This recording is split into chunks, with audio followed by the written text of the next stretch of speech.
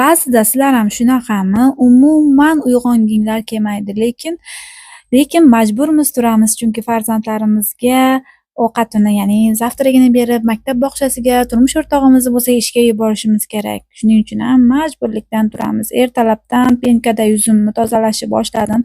Kecha yuzimni tozalagandim, g'alati narsalar chiqib qolibdi. Shuning uchun bu penkada massajni apparatda yaxshilab yuvib yuzimni o'ziga keltirib olaman. Ko'ringlar, mana penka вообще zo'r ekan. Yuzim mazza qiladi.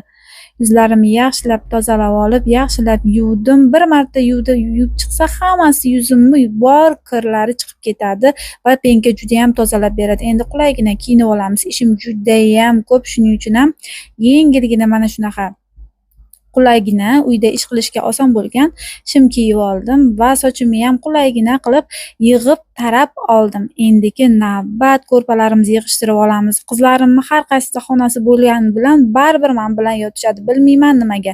Haftada 2 kun, 3 kun Yuhi meni yonimda kelib yotadi. Siz bilan yotaman, siz bilan yotgim keladi deb yotadi. Men albatta bu juda ham yaxshi, men buni juda ham yaxshi ko'raman. Bu menga mehridan dalolat beradi. Hech qachon ko'ksidan itarmayman. Borsan, отдельно yot, sani xonang bor deb. Birgalikda Ra'no bilan Yuhini har doim yonimda olib yotaman. Xudo xohlasa bitta sinf tepaga chiqqandan keyin xonasini yangitdan chiroyli qilib beramiz. Bunga biz Yuhiga so'z berdik. Hozir nimagadir xonasi ko'ngliga yoqmaydi. Kecha musorlarni birgalikda qizlarim bilan tashlab kelib shundoq qo'ygandim. Charchaganimdan qimillash ham yaramadim. Endi bo'lsa musor idishlarimizga salafanlarni solib qo'yamiz. Salafanga solib qo'yib musorlarni tashlash juda ham qulay. 10 ta 20 ta qilib o'tirmaymiz. Bittada olib musorlarni musor tashlanadigan kuni borib tashlab kelamiz. Ko'ringlar, mana juda ham akkuratniy bo'ldi. Turmush o'rtog'imga kattakon rahmat, shunaqa narsalarni o'ylab, ayolini sotib olib bergani uchun.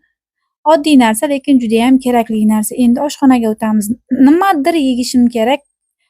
Xolodilnikni ochib ko'ramiz. Ichida mana halvo bor ekan. Bu qanaqadir halvo. Men o'zbek magazindan olib keldim, lekin yesa joy simichka halvo desa ham bo'laveradi. Mazasi juda ham yaxshi. Qolib ketgan kolbasam ham bor. Kolbasani lekin yo'qsizlikdan yeyman. O'zbekistonga borib yegan boshqacha, bu yoqdagi o'zbek magazindan olib yegan boshqacha. Xullas, xayol surib ovqatlanishni ham boshladim. Yana qiladigan ishlarim juda ham ko'p, lekin juda ham qattiq uyqum kelyapti. Qaynonamni ham borib ko'rishim kerak. Ha, albatta qaynonamga biroz ichim achidi. Buni albatta keyingi videoda aytib beraman. Kecha borgandim, yuragim og'rib keldi. Qaynonam juda ham xafa, o'rtoqlar.